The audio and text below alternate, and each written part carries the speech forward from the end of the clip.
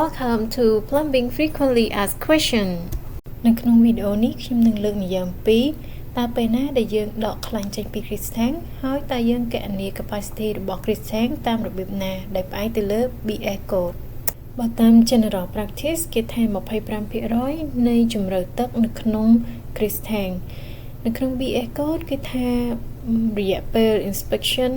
ឬក៏លាងសម្អាត Grease Tank ហ្នឹងគឺមួយខែម្ដងជាទូទៅគឺមួយខែម្ដងប៉ុន្តែបើយល់ល្អគួរតែធ្វើវា2អាទិត្យម្ដងឧទាហរណ៍ថា Grease Tank យើងជម្រៅ2ម៉ែត្រអញ្ចឹង 25% នៃ2ម៉ែត្រគឺស្មើនឹង5ទឹកអញ្ចឹងមានន័យថានៅពេលដែល Grease ហ្នឹងឡើងខ្លាញ់ហ្នឹងឡើងដល់កម្រាស់5ទឹកយើងត្រូវ remove វាចេញប៉ុន្តែខ្ញុំឆ្ងល់ថានៅពេលដែល Grease Tank កប់នៅក្នុងដីគេធ្វើមិនដឹងថា5ទឹកទៅចឹងបើសិនជាមានអ្នកណាគេដឹងជួយ comment ខាងក្រោមផងអរគុណចូលដល់កណនីទំហំ tank ដើម្បីកណនីទំហំ tank បានយើងត្រូវកណនី maximum wastewater flow rate QS F គឺជាមេគុណ peak flow T គឺជាមធ្យមនៃរយៈពេលដែលចង្ក្រានដំណើរការក្នុងមួយថ្ងៃចំណែកឯ V គឺយើងនឹងកណនីនៅ slide បន្ទាប់ V ស្មើនឹង M គុណនឹង VM M គឺជាចំនួន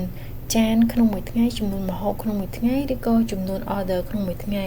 VM គឺជាបរិមាណទឹកដែលត្រូវការសម្រាប់ចម្អិនម្ហូបមួយចានតម្លៃរបស់ VM យើងបានមកពីតារាងខាងក្រោមអញ្ចឹង VM វាអាស្រ័យទៅលើ kitchen ហ្នឹងនៅក្នុង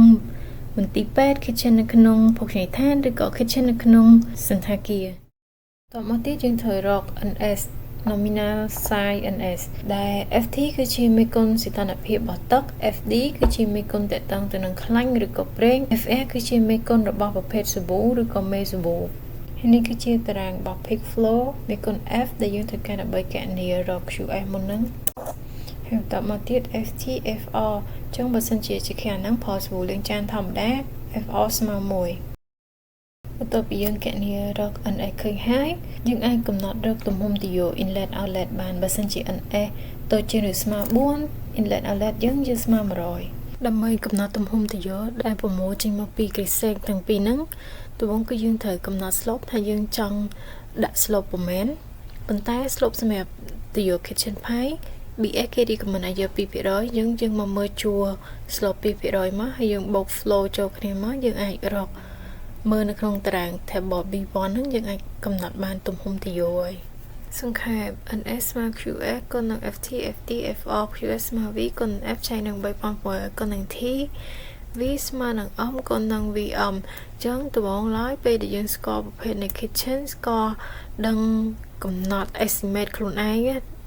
number of meal per day ហ្នឹងគឺយើងនឹង estimate ខ្លួនឯងថាហាងនឹងមួយប្រហែលជាទទួល order បាន100ឬក៏200ក្នុងមួយថ្ងៃអញ្ចឹងអាហ្នឹងគឺយើងអ្នកកំណត់ខ្លួនឯងមកអញ្ចឹងយើងដឹងប្រភេទ kitchen ដឹងចំនួន meal per day យើងរក V ឃើញរក V ឃើញយើងរក QS ឃើញរក QS ឃើញយើងរក NS ឃើញបន្ទាប់មកទៀតយើងរក V ឃើញ V ស្មើនឹង V1 + V2 + V3 V1 V2 V3 នៅក្នុងរូបខាងស្ដាំហើយអា V ដែលយើងកណនី V ស្មើ M គុណនឹង MV ហ្នឹងវាគឺជា average volume per day ទេវាមិនមែនជា mid របស់ Grease Tank ទេ